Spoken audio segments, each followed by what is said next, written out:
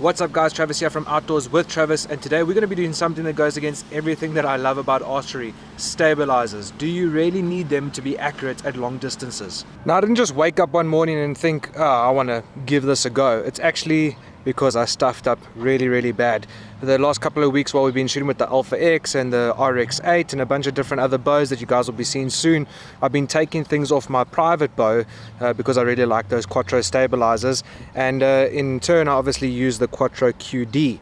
Not using a little washer or something like that. I've bonded the QD to the insert that goes inside the bow, the PSE Evo Evil, and trying to get them out. They've both come out and they are just completely stuck together. So until PSE sends me this part, I essentially can't use that lower stabilizer mount on my bow, and I kind of only like to run it there. So now I'm going to see, when I'm kind of forced to, do I really need my big stabilizer setups that everyone knows me for to be accurate at these longer distances?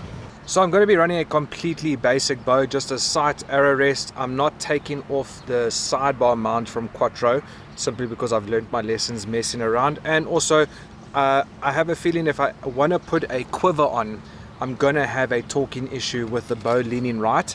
And so I actually want to take a couple of weights off the front of a stabilizer and see if I can't do a little MacGyver move on this, put it out and let that counterbalance the bow, and that's the only kind of stabilization the bow has. But we're going to do that right at the end as a last resort. I really want to see what we can get out of this bow, completely basic. I feel like whenever I'm making these videos, I'm never not sighting in a bow. But I've only just put this sight back on from the Alpha X video that we did about 2 weeks back. Haven't been shooting much with my own private bow. So I dialed in 30 yesterday. Just want to confirm it on an open range today. Then we're going to move to 60 as fast as possible. And then we're going to push it out to 80 and 100. 30 yards.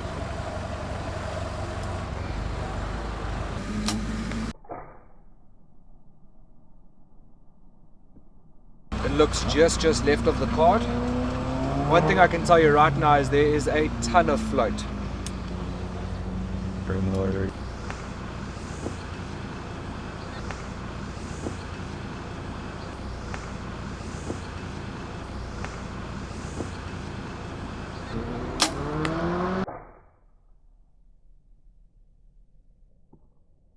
Very left, but I felt I was struggling a bit with the float there. So right off the bat I can tell you where I'm going to struggle, and it's not going to be anything else other than that bubble, keeping that bubble super center. I'm going to have a lot of left and right shots because stabilizers for me ultimately help me balance that sight and keep the bow steady, obviously, as I shoot. Now that there's a lot more weight on the right hand side of the bow with the arrow rest and the sight, the bow wants to typically lean right on its own, and I'm countering that. And yeah, so normally I can just punch the bow out and the bubble's sent. I don't have to worry about it because I've set up the stabilizers that way. Now that I don't have that aiding me, I have to really focus on that bubble being in the middle before I start my shot process.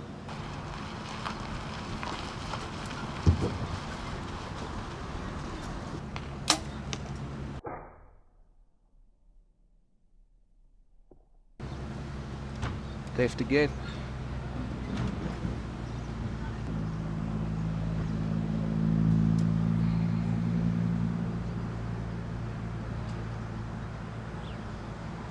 That's good.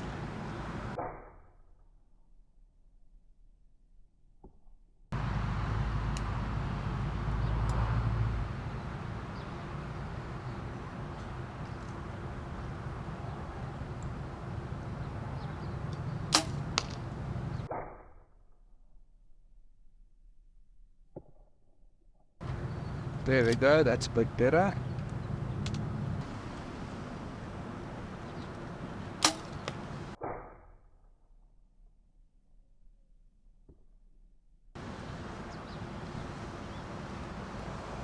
Little better. All right, moving to 40 yards. Off camera now, I just shot 40 and everything is perfect height, but just left. And I can't tell if that's because the sight's been put on and we need to make some adjustments on the sight, or if it just comes down to not having stabilization on the bow and we're torquing it every time.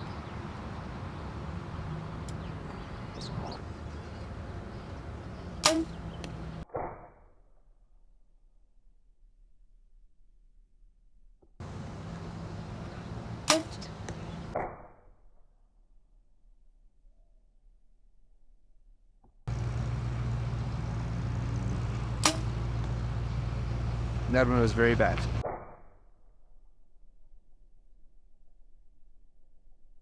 Moving over to 50. This time we're not looking for accuracy. I'm just going to try hit the middle of the butt so that I can push out to 60 as fast as possible, get our mark, get the side tape and start playing around. I'm just aiming for the middle of the butt.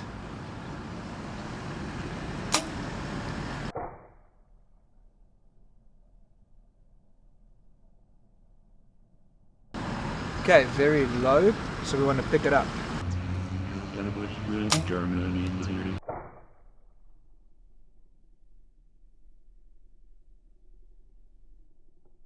I think just a little bit more.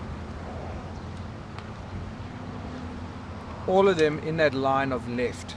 Everything is perfect but left.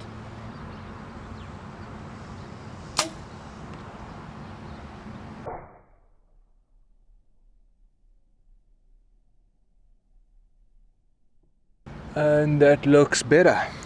We are finally playing at 60 yards.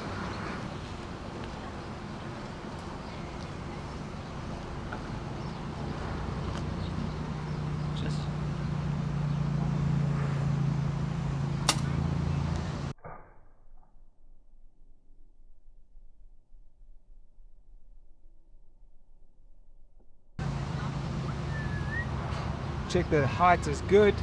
It's just very left.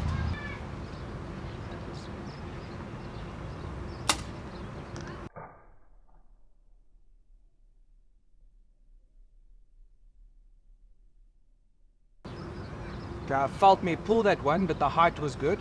Again, left.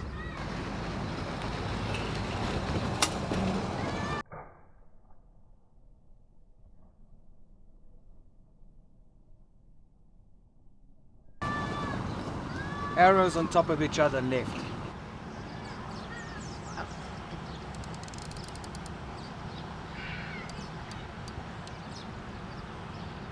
Made that little left adjustment on the sight. Let's see if that helps.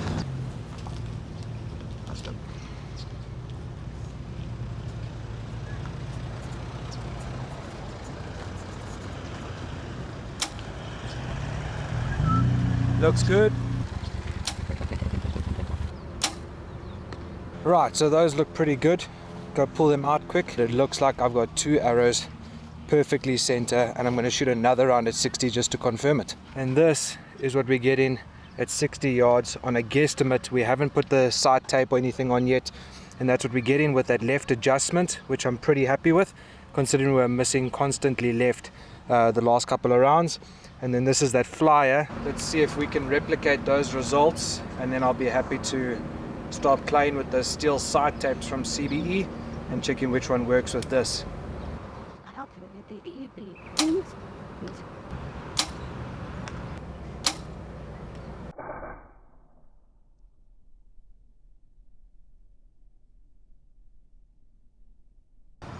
All right, time to get to the fun stuff now.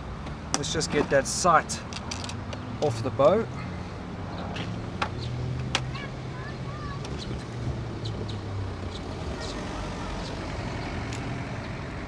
Now we don't have to deal with a big clunky thing for the rest of this part.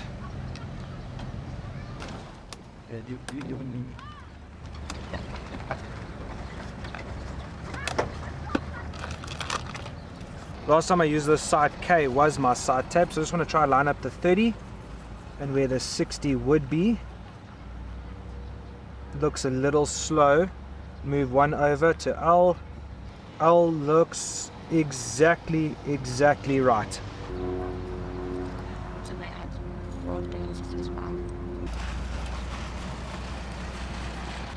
Let's give that a go.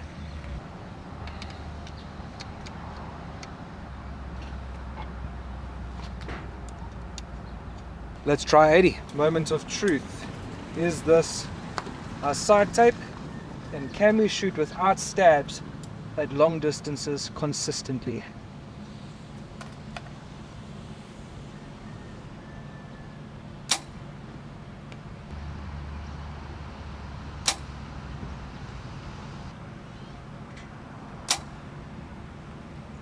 No.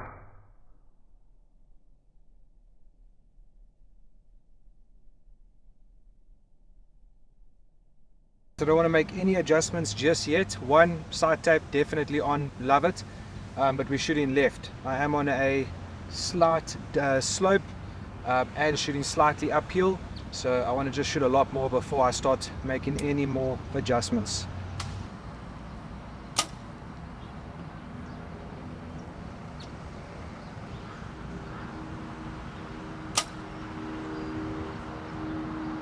One's probably a little left.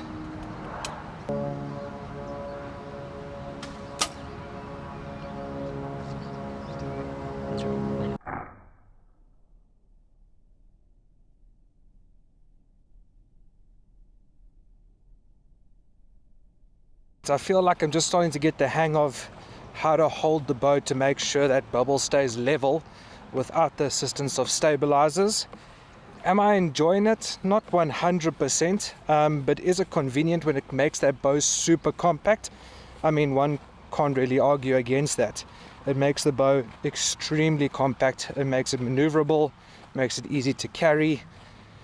But when I'm in the bush, especially for my survival stuff, if I need to take a shot at 80-90 yards, because that's going to be the difference between eating or not, that's when I kind of want to rather sacrifice, have a bit of a heavier bow, but trust that I'm going to get those shots.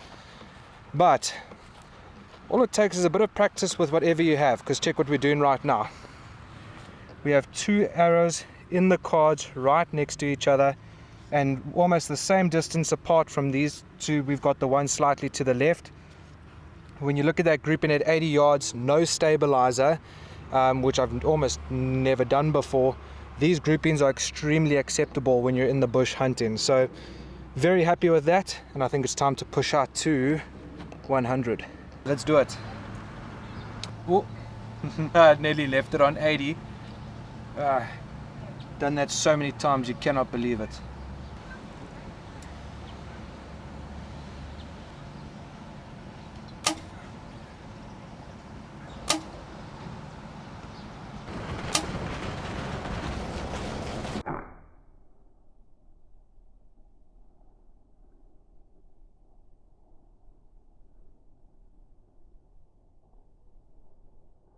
So here's my thought process. I've got the 10-inch Quattro Velago that I usually use as my sidebar.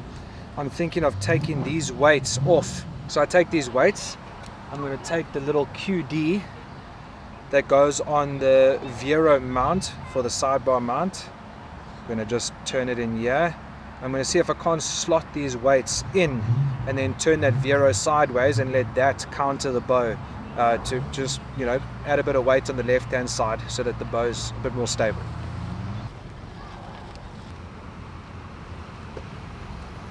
Funny thing, and just a rookie error of note, my quiver mount is on the site that I used for the RX-8 build last week, and I never took it off, so we won't be putting the quiver on the bow. I shot one arrow off camera just to see what it was going to look like, and I feel like now I'm just going to give it a go.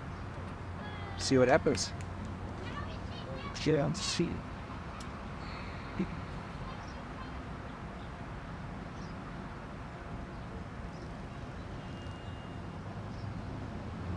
This. Little left. Again, but the bow doesn't feel like it's rocking in my hand as much. And that was kind of the point.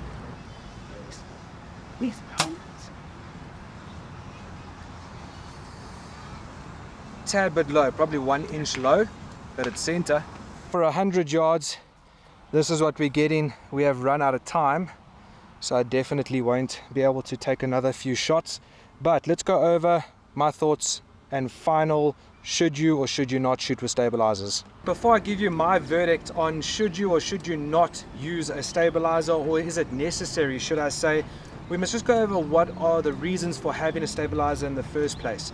First things first, without a stabilizer, the entire weight of the bow is sitting on your hand, which means anything you do with that hand is going to feed directly into that bow. 2, as the word implies, stabilizer, it allows you to stabilize the bow before you start your shot process much quicker. Without a stabilizer, my shot process takes a total of about 10 to 12 seconds, sometimes up to 15 seconds, which means I'm holding that bow for a long period of time. Versus with stabilizers, I can draw back my bow, bubble levels immediately, and my shot process is taking a total of 6 to 8 seconds. And my final answer to the question, would I or would I not?